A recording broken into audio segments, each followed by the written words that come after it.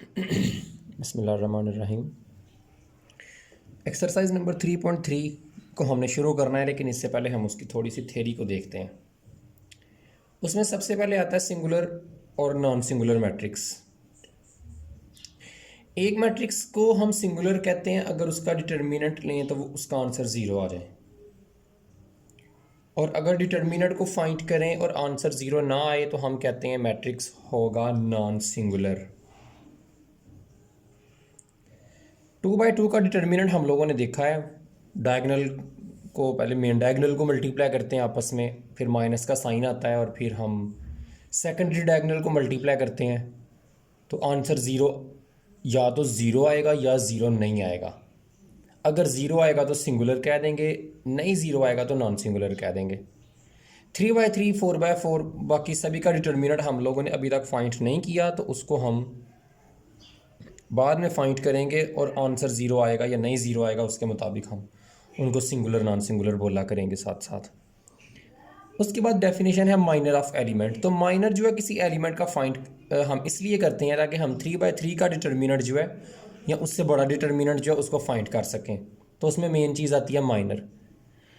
इसकी डेफिनेशन है let A be a square matrix of order n. A आपके पास कोई सा भी एक स्क्वायर मैट्रिक्स है जिसका ऑर्डर एन है, आपके पास एन रोज एन कॉलम्स है। Then minor of element a i j is n-1 square matrix. तो जो माइनर होता है वो भी एक स्क्वायर मैट्रिक्स ही होता है, उसका ऑर्डर उससे रो भी एक कम हो जाती है, कॉलम भी एक कम हो जाता है। यानी कि अगर 4/4 का मैट्रिक्स है तो 4-1 यानी कि 3/3 का मैट्रिक्स आपके पास रह जाएगा। हम डिलीट करते हैं आई थ्रो को और जेथ कॉलम को, ठीक है।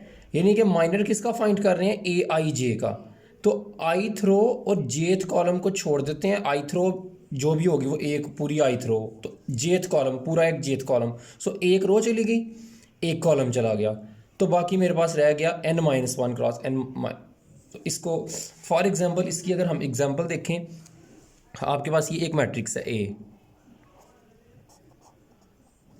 1 2 7 2 1 3 4 1 9। तो अगर मैं माइनर ये A11 है, ये A12 है, ये A13 है, A21 है, A22 है, A23 है, A31 है, A32 है, A33 है। अगर मैं माइनर निकालना चाहता हूँ मान लेते हैं A22 का माइनर हम निकालते हैं, A22 हम निकालना चाहते हैं, तो A22 कैसे आएगा। अब देखिए मैंने कहा था ए आई जे, तो आई इसमें 2 है और जे भी 2 है, सो सेकंड रो डिलीट कर देनी है अंदर से। सो सेकंड रो को मैंने डिलीट किया, मैं इस पर लाइन लगा देता हूँ, और सेकंड कॉलम भी डिलीट कर देना है। ये फर्स्ट कॉलम, ये सेकंड, तो सेकंड कॉलम भी डिलीट कर दिया। बाकी रह गया ये वाला 1, ये वाला 4, ये वाला 7 और ये वाला 9। 919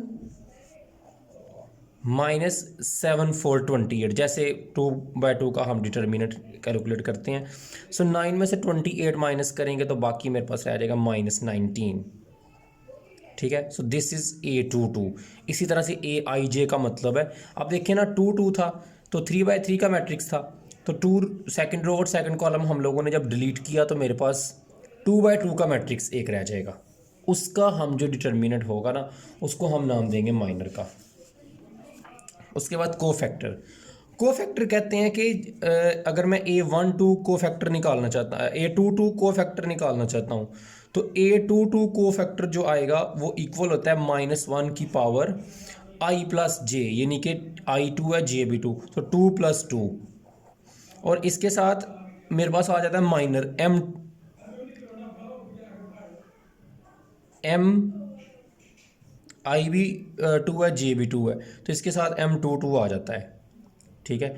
M22 क्या चीज़ है, ये माइनर एलिमेंट है, सो ये आ गया -1 की पावर 4, और M22 जो है ये मेरे पास आ जाएगा -19, तो मेरे पास कोफैक्टर आ गया -19। 19। ठीक है, इसमें मैंने कहा था कि जब आप A22 का निकाल लेंगे माइनर, तो आप उसको डिनोट करते हैं MIJ के साथ। ठीक है, यानी कि M22 के साथ उसे डिनोट करते हैं, तो वही M22 की वैल्यू, यानी कि को फैक्टर निकालने के लिए A22 को, ये कैपिटल A है। ठीक है, को फैक्टर के लिए कैपिटल A हम इधर यूज़ कर रहे हैं, तो को फैक्टर निकालने के लिए आपके पास पहले उस वाला माइनर होना चाहिए। तो सबसे पहले माइनर निकाले जाते हैं, उसके बाद हम लोग सारे के सारे को फैक्टर्स जो हैं वो निकाल सकते हैं। इसी तरह से इधर से माइनर निकाल सकते हैं M12 कैसे आएगा, पहली रो और दूसरा कॉलम छोड़ के बाकी जो बचेगा उसका डिटर्मिनेंट। M13 कैसे आएगा, पहला कॉलम छोड़ दें और थर्ड रो को छोड़ दें, तो फर्स्ट रो को छोड़ दें और थर्ड कॉलम को छोड़ दें, तो रो पहले है और कॉलम बाद में है। M33 कैसे आएगा, थर्ड रो को छोड़ दें, थर्ड कॉलम को छोड़ दें, तो ये 1 2 2 1 ये बाकी बचेंगे। तो इस तरह से कोई भी हम जो है वो इसको एग्जांपल्स में करेंगे भी बड़ी डिटेल के साथ, हम सारे के सारे माइनर्स को कैलकुलेट करेंगे, कोफैक्टर्स को भी करेंगे। डिटर्मिनेंट ऑफ आ मैट्रिक्स, एक मैट्रिक्स का डिटर्मिनेंट किस तरह से निकालते हैं। 2x2 का तरीका तो बहुत आसान है, हम लोगों ने ऑलरेडी पढ़ा भी है। लेकिन अगर उससे बड़ा मैट्रिक्स आ जाए 2x2 से, फिर क्या करेंगे। हम कहते हैं let A be a square matrix n square. ठीक है, n आपका 2 होगा तो ऑर्डर 2 का वो सिंबल, 3 होगा तो ऑर्डर 3 का, 4 होगा तो ऑर्डर 4 का। हम कहते हैं A11 कौन क्या चीज़ है, पहला एलिमेंट है। मैट्रिक्स जो भी दिया होगा उसकी सबसे पहली एंट्री हमें पता है, फर्स्ट रो फर्स्ट कॉलम में जो भी लिखा होगा उसको A11 कैपिटल A11 से मल्टीप्लाई करें। A11 क्या चीज़ है, ये को फैक्टर है। ठीक है, कैसे आया cofactor, first row first column को डिलीट करने से जो मैट्रिक्स बना वो माइनर M11 आया, उसको -1 की पावर 1 + 1 से मल्टीप्लाई किया तो A11 आया, को फैक्टर हमने पीछे पढ़ा है। इसी तरह ये मैट्रिक्स का दूसरा एलिमेंट है, ये को फैक्टर। तो मैट्रिक्स पहली रो जितनी भी है उसके सारे एलिमेंट्स को फैक्टर के साथ मल्टीप्लाई करके प्लस करते हैं, तो मेरे पास किसी भी मैट्रिक्स का डिटर्मिनेंट निकल आता है। ये तो एक्सपेंशन है। अगर सिर्फ फर्स्ट रो की बात की जाए, हम कोई भी रो ले सकते हैं, यानी कि इधर हम लिख सकते हैं 21 A21, यानी कि दूसरी रो के को फैक्टर निकाल लिए जाएं और उस दूसरी रो के एलिमेंट्स के साथ मल्टीप्लाई कर लें, या तीसरी या चौथी किसी भी रो के साथ कर सकते हैं। इसी तरह किसी भी कॉलम के साथ A1J अगर मैं 1 ले लूँ तो A11 11, A12 A21, यानी कि पहला कॉलम बन रहा है। अगर आप इस पर गौर करें तो किसी भी कॉलम के अबाउट भी डिटर्मिनेंट को फाइंड किया जा सकता है, किसी रो के अबाउट भी एक्सपेंशन की जा सकती है। ओके, प्रॉपर्टीज़ ऑफ डिटर्मिनेंट, तो डिटर्मिनेंट की प्रॉपर्टीज़ को देखते हैं। कुछ प्रॉपर्टीज़ बड़ी हेल्पफुल होती हैं। पहली property, let A be a square matrix of order n, एक स्केयर मैट्रिक्स है ऑर्डर n का, तो जो ए का डिटर्मिनेंट आएगा वही उसके ट्रांसपोज का भी आएगा और वही उसके एडजॉइंट ऑफ ए का भी आएगा। एडजॉइंट का डिटर्मिनेंट ले लें या गिवन मैट्रिक्स का ले लें या उसका ट्रांसपोज लेने के बाद आप डिटर्मिनेंट ले लें, आंसर सेम आता है। If we interchange two rows or columns, then determinant of the resulting matrix is -A। अगर किसी रो को किसी दूसरी रो के साथ इंटरचेंज या कॉलम को इंटरचेंज बदला जाए आपस में, तो नेगेटिव साइन हमें बाहर निकालना पड़ता है। If A has 2 identical rows then A determinant equal to 0। अगर दो एक जैसी रोज या दो एक जैसे कॉलम्स आ जाएं, रोज और कॉलम्स, इधर और लिखना चाहिए था, तो आंसर 0 आता है। फोर्थ वेरी वेरी इंपॉर्टेंट, के ए का डिटर्मिनेंट इज इक्वल टू के रेस पावर n ए डिटर्मिनेंट, यानी कि इसमें से जब के ए का डिटर्मिनेंट अगर आप निकाल रहे हैं तो इसमें से आप स्केलर के बाहर नहीं निकाल सकते। ठीक है, क्योंकि के हर एक एंट्री में होगा, हर रो हर मैट्रिक्स के, अगर 3x3 का मैट्रिक्स है तो हर एंट्री के साथ तो के जब कॉमन निकालना है तो वो किसी एक रो में से कॉमन निकाल सकते हैं। तो टोटल अगर 3 रोज होंगी तो के 3 दफ़ा कॉमन आएगा, सो के क्यूब बाहर आएगा, खाली के नहीं आएगा। अगर n ऑर्डर है तो के की पावर n, ये MCQs में बहुत ज़्यादा इंपॉर्टेंट है। If one row of a or column become 0 then a determinant equal to 0। अगर एक रो या एक कॉलम किसी डिटर्मिनेंट मैट्रिक्स का 0 हो जाए ए का, तो डिटर्मिनेंट उस केस में 0 निकलता है। इफ़ वी ऐड रोज और columns of a then determinant will not effect. अगर हम रोज़ और कॉलम्स को आपस में प्लस कर लें किसी मैट्रिक्स की, तो डिटर्मिनेंट इस पे इफ़ेक्ट नहीं करता। इससे मेरी क्या मुराद है ये हम क्वेश्चंस में देखेंगे। मैं उधर आपको ये एक्सप्लेन करूँगा, क्योंकि ये एमसीक्यूज़ के पॉइंट ऑफ व्यू से कोई इंपॉर्टेंट नहीं है, सिर्फ कंसेप्चुअल पॉइंट ऑफ व्यू से। तो कंसेप्ट तो इधर मैं इसको प्रॉपर नहीं इसको मैंने लिखा, क्योंकि ये इतनी आपको इस तरह समझ नहीं थी आनी। तो मैं आपको बताऊँगा कि हम इसमें मैं 6 वाले पॉइंट में क्या कहना चाह रहा हूँ। तो ये हम बार बार इसको क्वेश्चन में यूज़ भी करेंगे। तो ये कुछ प्रॉपर्टीज़ हैं, हमें इन प्रॉपर्टीज़ को जब अप्लाई करेंगे तो आपको ये ज़्यादा ये बात क्लियर होगी। क्वेश्चंस को शुरू करते हैं। अच्छा, ये क्वेश्चन नंबर 1 है।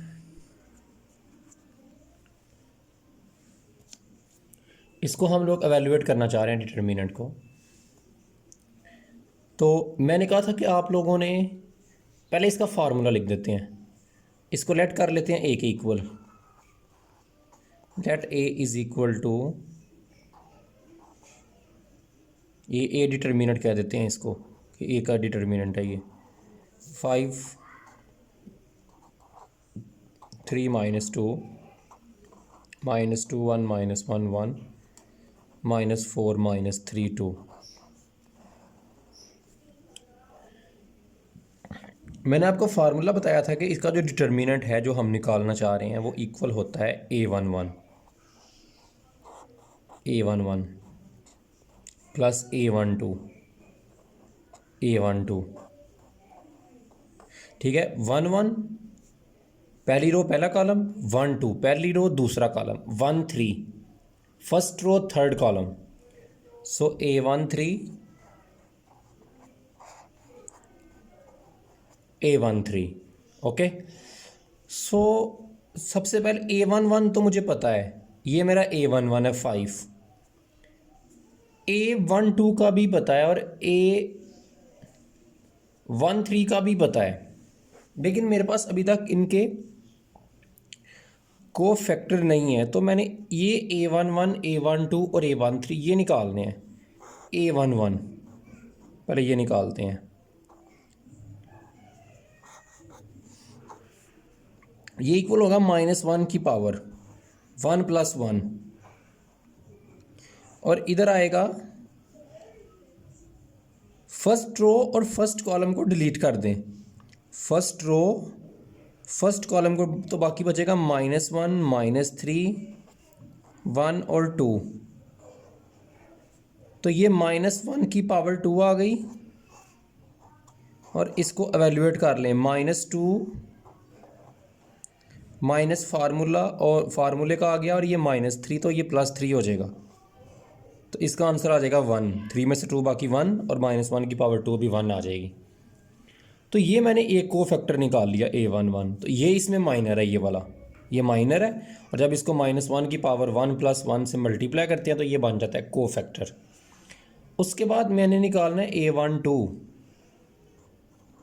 A12 इक्वल आएगा -1 की पावर 1 + 2, ठीक है। I + J, I1 है J2 है, I + J। फर्स्ट रो को डिलीट कर दें, सेकंड कॉलम को डिलीट कर दें, तो बाकी सेकंड कॉलम ये है और ये फर्स्ट रो। तो 3 -3 -2 और 2, 3 -3 -2 एंड 2। सो -1 की पावर आ गई 3, तो इधर आ गया 6, और माइनस माइनस प्लस 6 और एक माइनस फार्मूले वाला माइनस आएगा। तो ये 6 में से 6 बाकी बच गया 0, इससे मल्टीप्लाई होगा तो आंसर आ गया 0। उसके बाद A13, ठीक है, तीसरा को फैक्टर हमें चाहिए ये इस वाले एलिमेंट का -1 की पावर 1 + 3। तो इधर आ जाएगा, पहली रो और थर्ड कॉलम को डिलीट कर दिया जाए। पहली रो थर्ड कॉलम को डिलीट कर देंगे तो 3 -1 -2 1 बच जाएगा। सो -1 की पावर 4, और ये आ गया 3 माइनस फार्मूले का -+2। तो 3 में से 2 बाकी 1, -1 की पावर 4, इवन पावर है तो माइनस रिमूव हो जाएगा, -7 नहीं आएगा। सो आंसर 1 आ गया। सो ए का डिटर्मिनेंट जो है, तो इसका मतलब है वो निकल आया बाय 1, ये डिटर्मिनेंट निकल आया A11 5 के इक्वल है। This is A11, A12, A13। So A11 5 के इक्वल है और A11 मेरा निकला 1 माइनस प्लस A12 वो मेरा इक्वल निकला 0 के, और उसके साथ -2 ने मल्टीप्लाई होना था, मैंने -2 मुझे पहले लिखना चाहिए था। चलें इसको आप देख लेना, 0 से मल्टीप्लाई हो गया, आंसर 0 ही आएगा। प्लस A13 वो -4 के इक्वल है और A13 वो मेरा निकला 1। सो 5 - 0 - 4, 5 में से 4 बाकी 1, ये 1 मेरा आंसर है। ठीक है, तो अच्छा हम ये क्वेश्चन तो हम लोगों ने कर लिया, लेकिन हम आमतौर पे इतना लंबा काम नहीं करते। जब हमने बार बार क्वेश्चंस करने हैं तो आप इसका एक तरीका समझ लें। देखें, सबसे पहले आना था A11 ने, वो आ गया 5, वो मैंने लिखा, मैंने ये सारा कुछ नहीं लिखा, मैंने 5 लिखा। तो मैं कहता हूँ अब 5 को लिखा है तो 5 वाला कॉलम भी छोड़ दो और 5 वाली रो को भी छोड़ दो, बाकी बच गया -1, -3, 1 और 2। इसका डिटर्मिनेंट का जो भी आंसर है वो इसके साथ मल्टीप्लाई कर दो। क्या आता है आंसर? -2 और फिर एक माइनस फार्मूला वाला यूज़ करेंगे और एक ये -3, तो ये +3 हो जाएगा। सो -2 + 3 आंसर आ गया 1, तो वो मैंने 1 लिख दिया इधर। आप देखिए मैंने इसमें भी तो यही किया है, ठीक है, 1 इसका भी, तो मैंने वो डायरेक्ट ही लिख दिया। बजाय लिया था मैं कैलकुलेट करूँ उसको, मुझे पता है 2/2 का डिटर्मिनेंट मैं तो डायरेक्ट भी कर सकता हूँ, ये स्टेप किए बगैर भी मुझे मल्टीप्लाई करके। फिर दूसरा कोफैक्टर लिखें और हम कहते हैं कि एक यूज़ करें फार्मूले का एक माइनस यूज़ करें। ठीक है, तो इधर हम फार्मूले का एक माइनस यूज़ करते हैं और फिर हम दूसरा कोफैक्टर लिखते हैं। दूसरा कोफैक्टर लिख के इसको और इस वाले दूसरी कॉलम और दूसरी रो को डिलीट करते हैं, तो बाकी 3 - 3 - 2 और 2 बचता है। तो वो 6 माइनस माइनस प्लस और एक फार्मूले से वो 0 आपके पास आ गया। फिर तीसरा ये माइनस, तो पहले ये लिखें, फिर ये लिखें और फिर ये लिखें, और इसको छोड़ के जो बाकी मैट्रिक्स बचता है उसका डिटर्मिनेंट, -2 को छोड़ के बाकी जो बचता है उसका डिटर्मिनेंट, और इसके साथ -4 को छोड़ के बाकी जो बचता है उसका डिटर्मिनेंट। तो उनको सॉल्व कर लें तो फिर भी मेरे पास आना। तो एक लाइन सिर्फ ये सिर्फ लाइन लिखनी पड़ेगी, ये सारा काम नहीं करना पड़ेगा। तो ये इसका एक अल्टरनेटिव वे है, बट है सेम यही, लेकिन हम ये वाला काम अपने माइंड में कर लेते हैं। अब देखें, ये फार्मूले का माइनस मैंने बोला इधर आना चाहिए, जब हम करेंगे डायरेक्ट करेंगे, वो क्यों आएगा? क्योंकि हम कोफैक्टर लिखते हैं -1 की पावर 1 + 1, तो 1 + 1 हो जाता है 2, इवन पावर बन जाती है, तो माइनस रिमूव हो जाता है। इधर आता है 1 + 2, 1 + 2 यानी कि A1, तो ये 1 + 2 3 ऑड पावर बचती है, तो -7 रहता है। ठीक है, तो ये माइनस इसके साथ, ये तो 0 बन गया ना, अगर ये 0 ना बनता तो इसके साथ माइनस आता, तो वो वाला माइनस इधर मैं उसको यूज़ करने के लिए बोल रहा हूँ। ठीक है, इसलिए plus minus plus minus plus minus, एक प्लस का और एक माइनस का साइन हमेशा यूज़ किया करें जब आपने डायरेक्ट इसको करना है। तो इसका अगला क्वेश्चन हम डायरेक्ट वे में ही करेंगे। ठीक है, अब अगर इस क्वेश्चन को देखा जाए तो मैंने कहा है कि पहले आप लोगों ने 5 को लिख लेना है। 5 को लिख लिया, 5 वाला कॉलम छोड़ देना है, 5 वाली रो छोड़ देनी है। माइनस माइनस +2, इसको इससे मल्टीप्लाई कर दिया, और -1, तो ये डिटर्मिनेंट जो ये वाला 2/2 का बचा, इसका डिटर्मिनेंट मैंने ले लिया। पहले इसको मल्टीप्लाई करते हैं, बाद में इसको करते हैं। ठीक है, उसके बाद मैंने कहा था माइनस आपने लिखना है फार्मूले का, पहला प्लस दूसरा माइनस। 2 को लिख लिया आप लोगों ने, अब 2 वाला कॉलम भी छोड़ दिया, 2 वाली रो भी छोड़ दी, बाकी ये और ये बच गए। तो इसको पहले इससे करना है, पहले सेकेंडरी डायगोनल को करते हैं, पहले मेन को करते हैं, बाद में सेकेंडरी को करते हैं। तो पहले 3 को 2 से किया तो आ गया -6, फिर माइनस फार्मूले का यूज़ किया तो -2, तो वो +2 हो जाएगा। एक माइनस फार्मूले का भी आएगा। उसके बाद प्लस फार्मूले का लिखेंगे। अब इसकी बारी है, तो -3 को लिखा, -3 को लिख के इसके साथ आपके पास आएगा माइनस, इस वाले कॉलम को भी छोड़ दिया और इस, तो ये बाकी 1 2 3 ये 4 एंट्रीज। तो पहले मेन डायगोनल को किया तो 3 आ गया, फार्मूले का माइनस यूज़ किया तो फिर इसको किया तो माइनस माइनस +2। तो मेरे पास आंसर आ गया 5, 2 में से 1 बाकी 1, -2, 6 -4 -3, 3 में से 2 बाकी 1, 5 + 8 -3, तो 5 और 8 में से 3 बाकी 5, सो आंसर आ गया 10। इनको ऐड, सो ये मेरे पास देखें 2-3 लाइनों में मेरे पास 3/3 का डिटर्मिनेंट जो है वो निकल आया। बजाय कि मैं को फैक्टर निकालता, वो भी निकालने आने चाहिए। वो आपसे ये भी कह सकता है कि मुझे सिर्फ को फैक्टर बताओ, इस तरह से अगर आपको वो कह दे। मैं खुद से एक क्वेश्चन आपको बता रहा हूँ कि फाइंड को फैक्टर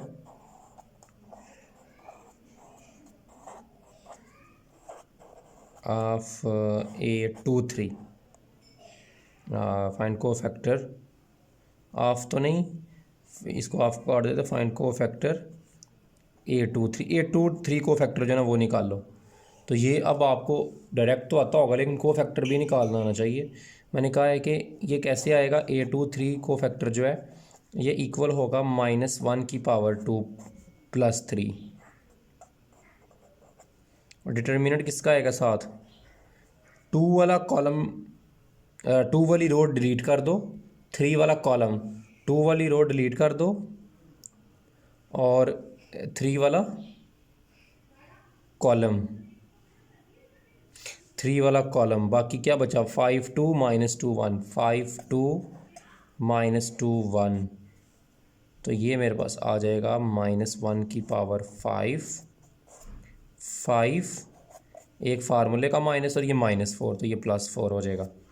तो मेरे पास -1⁵ -1 ही बचेगी क्योंकि ऑड पावर है, -7 रहेगा और 9, सो आंसर आ गया -9।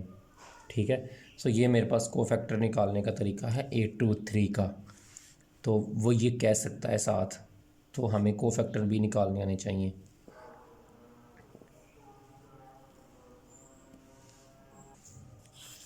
अच्छा, इसका पार्ट नंबर 4 एक वेरी वेरी इंपॉर्टेंट क्वेश्चन है। अब आप इसको इस तरीके से भी कर सकते हैं लेकिन थोड़ा सा लेंथी होगा क्योंकि ये मल्टीप्लिकेशन काफ़ी सारी आपको करनी पड़ेगी। अगर आप में स्टेमिना है मल्टीप्लाई, आप बोर नहीं होते, आप मल्टीप्लाई करके इस क्वेश्चन को इसी वाले तरीके से कर लें, लेकिन मैं थोड़ा डिफरेंट वे में करना चाह रहा हूँ इसको। मैंने आपको बोला था कि आप किसी एक रो में बाकी सारी रोज़ को प्लस कर सकते हैं, इस रो को इसमें प्लस कर सकते हैं। इन दोनों कॉलम्स को आप पहले कॉलम में प्लस कर लें। ठीक है, तो किसी भी रो में कोई दूसरी रो या किसी भी कॉलम में कोई दूसरा कॉलम प्लस करने से डिटर्मिनेंट के ऊपर कोई फ़र्क नहीं पड़ता। अगर मैं ये करूं कि मैं कॉलम 1 के अंदर प्लस कर लूं, कॉलम 1 के अंदर अगर मैं प्लस कर लूं कॉलम 2 को और कॉलम 3 को भी, तो देखें क्या होगा, कॉलम 1 सिर्फ चेंज होगा जिसमें आप लोग प्लस कर रहे हो। अब देखें कॉलम 1 क्या बन जाएगा, A + L, इसमें आप प्लस कर रहे हो A - L को और इसमें प्लस कर रहे हो आप A को भी।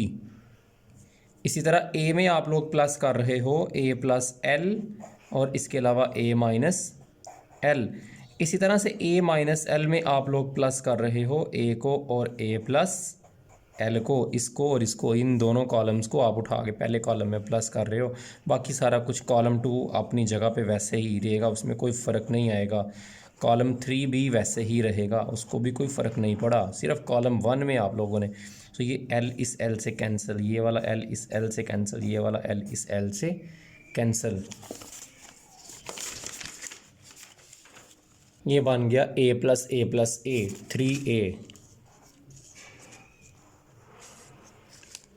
A + A + A 3A, A + A + A 3A, बाकी वैसे ही A - L, A + L, A A minus L और ए प्लस एल। अब आप ये बोलोगे कि मुझे कैसे पता चला कि अगर मैं कॉलम 1 में कॉलम 2 और कॉलम 3 को प्लस करूँगा। देखिए मुझे ये नज़र आ रहा था कि अगर मैंने कॉलम 1 को देखा ए प्लस एल था, मैंने कहा इसमें अगर मैं इसको प्लस करूँ तो एल एल से कैंसिल हो जाएगा, और अगर इसको भी प्लस करूँ तो 3a बच जाएंगे, 3a 3a प्लस हो रहे होंगे। इसी तरह से ये एल एल से, तो ये सारा 3a बन जाएगा। तो ये प्रैक्टिस से आप लोगों को पता चलेगा कि हमने किस कॉलम में किस कॉलम को प्लस। अगर मैं इसमें इसको प्लस करता कॉलम 1 में कॉलम 3 को, तो a प्लस ए बन जाता 2a plus L, 2a minus L, 2a। तो मुझे कोई फ़ायदा ना होता, कोई एक जैसा नहीं, कोई सिमेट्री नहीं बन रही। तो मुझे पता चला कि इन दोनों कॉलम्स को प्लस करना चाहिए। सो आप प्रैक्टिस करोगे तो आप लोगों को ये चीज़ें खुद ब खुद पता लग जाएंगी। तो देखें 3 एक कॉमन आ गया, बाकी बच गया 1 1 1, ए minus L, a plus l, A minus L, a plus L. इसके अब इसमें ये एक और भी तरीका किया जा सकता है कि इसको ज़ीरो कर दें, लेकिन मैं वो फ़िलहाल नहीं कर रहा। वो जब हम इसको पढ़ेंगे तो फिर इसको किसी और क्वेश्चन में यूज़ करेंगे। मैं अगले लेक्चर के शुरू में आपको ये चीज़ बताऊंगा कि हम इनको ज़ीरो कैसे कर सकते हैं। हम फ़िलहाल अब इनको वैसे ही सॉल्व करते हैं। तो पहले 1 को लिखा जाएगा, इस 1 को, और इस 1 को जब आप लोग लिखेंगे तो 1 वाला कॉलम और 1 वाली रो डिलीट कर दी जाएगी। बाकी बचेगा ए plus l, A minus L, a plus L minus फार्मूले का फिर ए माइनस एल को लिखा जाएगा, और बाकी आपके पास बचेगा ए माइनस एल को जब आप लोग लिखेंगे दूसरे एलिमेंट को तो ये और ये ड्रॉप हो जाएंगे। 1 ए माइनस एल, 1 और ए प्लस एल, और फिर प्लस फार्मूले का आएगा, और इस ए की बारी है तो बाकी लिखा जाएगा इसको, और इसको ड्रॉप करेंगे 1 ए प्लस 1, 1 ए प्लस एल, और नीचे आएगा 1 ए प्लस एल, 1 और ए। ओके, अब इसको ओपन कर लेते हैं। 3a, इसको इससे मल्टीप्लाई करेंगे a square plus l square plus l a plus a square plus a l plus, तो प्लस 2al, इसको इससे मल्टीप्लाई करके ये आ जाएगा, माइनस फार्मूले का ए स्केयर और माइनस ए एल, तो ये प्लस ए एल हो जाएगा, क्योंकि बाहर माइनस फार्मूले का जो आपने लिखा है वो अंदर दोनों का साइन चेंज करेगा। तो ये ए स्केयर इस ए स्केयर से cancel, minus a minus L, इसको इससे करेंगे तो ए प्लस एल माइनस फार्मूले का, और ये बनेगा, इसको इससे करेंगे तो ए माइनस एल, लेकिन माइनस चूँकि इधर है तो ए माइनस एल आप ब्रैकेट में लिखोगे तो वो माइनस ए और माइनस माइनस प्लस एल बन जाएगा। सेम इधर भी मैंने यही किया है, ए से कैंसिल, प्लस फिर इस ए को लिखेंगे तो ये ए माइनस फार्मूले का आगे ए प्लस एल, लेकिन माइनस जब अंदर मूव होगा तो माइनस ए माइनस एल, तो ये बन गया 3a 2al और al 3al plus l square minus a minus l, l plus l 2l, और plus minus minus a L,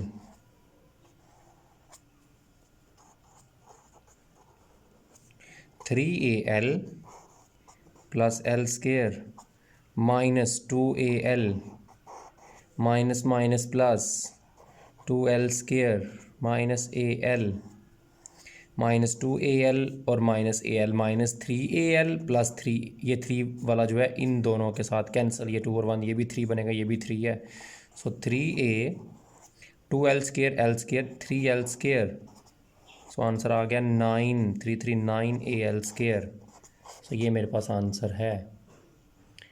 ठीक है, इस लेक्चर में इतना ही। और इसके बाद हम अब देखिए काफ़ी सारा मुझे वर्क करना पड़ा है इसमें। अगर मैं इनको ज़ीरो कर लेता तो मैं आपको बताऊंगा कि कैसे काम, इसी इसी को हम शुरू करेंगे अगले लेक्चर में कि इन एलिमेंट्स को कैसे ज़ीरो की मैं पहले आपको एक्सप्लेन करूंगा, बाद में इस क्वेश्चन को दोबारा से करेंगे इस स्टेप से। देखना एक लाइन में आंसर आ जाएगा। ओके, अल्लाह हाफिज़।